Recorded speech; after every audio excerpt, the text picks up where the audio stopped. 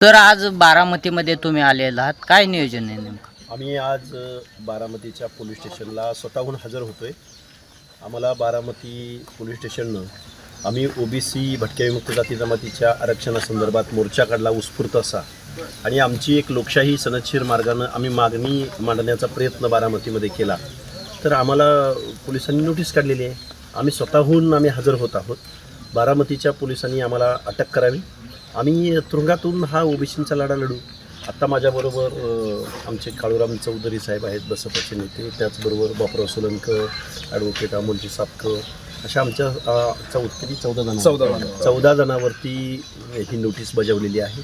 म्हणजे आम्ही लोकशाहीमध्ये मागणीसुद्धा करायची नाही. आमचं आरक्षण आज चॅलेंज झालं आहे, आज जवळजवळ संपल्यात जमाय.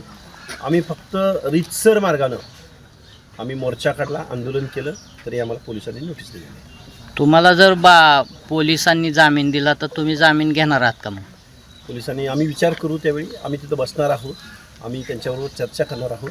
आम्ही सांगितलं ना, आम्ही बारामतीच्या जेलमधून ओबीसीचं आंदोलन लढू पुढचं.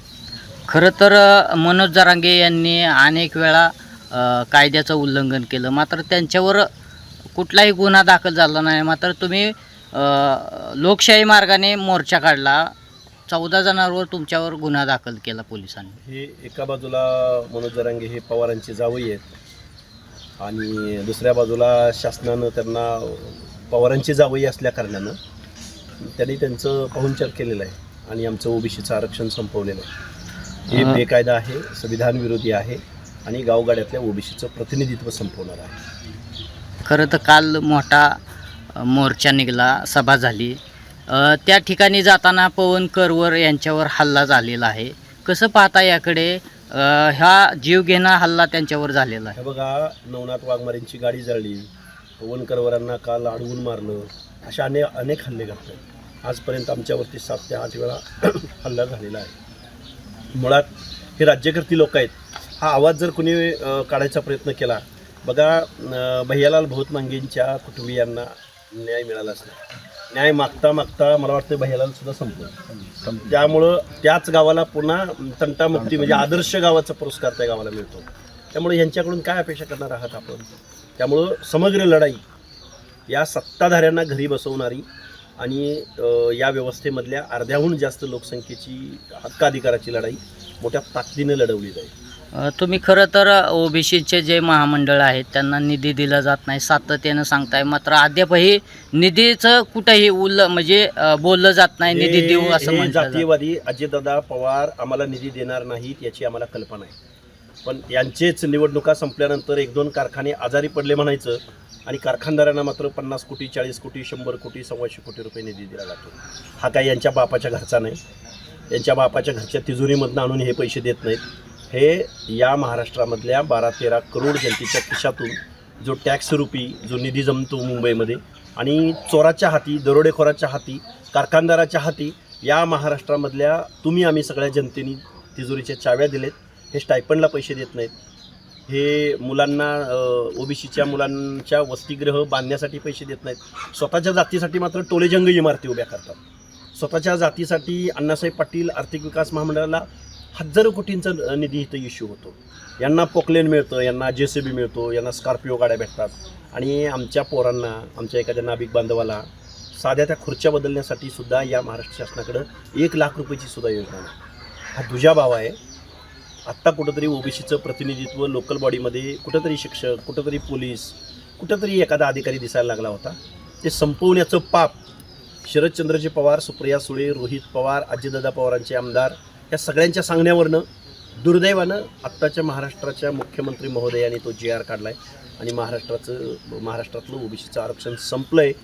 आम्ही आजपर्यंत मुख्यमंत्री महोदयांवरती अजूनही आमचा विश्वास आहे. लवकरात लवकर त्यांनी हा GR रद्द करावा, नाहीतर ओबीसी स्वतःचा लढा या महाराष्ट्रामध्ये उभा करेल. सर, ही ओबीसींची लढाई तुम्ही लढत असताना बऱ्याच वेळेस तुम्हाला ट्रोल केले जाते. 1-2 दिवसापूर्वी तुमची एक ऑडिओ क्लिप पण व्हायरल झाली होती. काय सांगाल त्याविषयी? अरे, हे असं होत राहणार आहे. अशा अनेक हजारो कॉल येतात. त्यामुळे अशा आम्ही काही गुन्हा केला आहे का? लोकवर्गणीमधून जर एखादी चळवळ लढली जात असेल, कोण निधी देऊ इच्छित असेल, तर आम्ही नाही म्हणायचं का? त्यामुळे हे आणि काय बेकायदा केला असला तर टाकणार आहे आम्हाला आतमध्ये. इथं गावच्या गावं खुटी दाखवून हजारो करोड रुपये तिजोरीवरती गव्हर्नमेंटच्या दरोडा घातला जातो. मी ज्या बारामतीमध्ये उभा आहे तिथं अख्खं एक गावच डुप्लिकेट दाखवलं गेलं आणि निधी ढापला गेला. त्याच्यावर कोणी काही बोलणार नाही. आणि आमची कुठं व्हिडिओ व्हायरल झाली तर त्याच्यावर रात्रंदिवस चर्चा. बऱ्याच वेळेस आज तुम्ही बारामतीमध्ये आलात, बारामती पोलीस स्टेशनमध्ये सरेंडर म्हणजे या ठिकाणी तुम्ही अटक करा म्हणणार आहेत. ह्याच बारामतीमध्ये पवारांच्या विरोधात बऱ्याच वेळेस तुम्ही त्यांना ईस्ट इंडिया कंपनी म्हणता. ईस्ट इंडियापेक्षा पण वाईट कंपनी आहे. ईस्ट इंडिया कंपनी बरी, पण पवार फॅमिली नको. कारण कारखाने यांचे, वायनरी यांच्या, शिक्षण संस्था यांच्या, सार्वजनिक संस्था बी यांना पाहिजे. त्यामुळं ईस्ट इंडिया कंपनी बरी, पण पवार फॅमिली बरी नव्हे. मतं तुमची घेणार आणि तुमचंच आरक्षण संपवणार, हे पवार फॅमिलीचं धोरण आहे. 2 दिवसापूर्वी तुम्ही भाऊ झाल्याचं अख्ख्या महाराष्ट्राने पाहिलं, नेमकं काय कारण आहे? नाही, भाऊक नाही, हल्ले वगैरे हा संदर्भ होता. फॅमिली आणि मुलांवरती हल्ले ज्यावेळी होतात त्यावेळी शेवटी आपण माणूस आहोत. आपण जी लढाई उभी करतो त्या लढाईचं जर शिक्षा जर कुटुंबियापर्यंत जात असेल तर थोडंसं भावनिक होणं साहजिक आहे. जाणीवपूर्वक हल्ला केला जातो. हे आता ठरवून आहे ना, ठरवून आहे, प्लॅनड आहे. याच्या पाठीमागं रोहित पवारांची IT सेल आहे, त्यांची व्हॉट्सअपचे ग्रुप आहेत. लक्ष्मण हाके असो किंवा आमचे ओबीसी चळवळीतले कार्यकर्ते असो, त्याच्या प्रत्येक मुवमेंटवरती ते लक्ष ठेवतात. व्हॉट्सअपचे ग्रुप आहेत आणि ते महाराष्ट्रव्यापी ग्रुप आहेत. आज कुठे आहे, आता इथून निघाला बघा, असा ते व्हॉट्सअपला ग्रुपवरती मेसेज टाकतात. तो महाराष्ट्रातल्या हजारो लोकांना जातो. तो त्या गावातला असेल तर तो रस्त्यावर येऊन थांबतो. क्विक आम्ही घरातून निघाल्या 5व्या मिनिटाला माणसं रस्त्यावर येऊन आमच्या विरोधात घोषणा कशा देतात. तर रोहित पवाराची IT सेल आणि त्याची एक टीम आहे, ती टीम त्यांनी कामाला लावलेली आहे, ही मी जबाबदारीने सांगतो.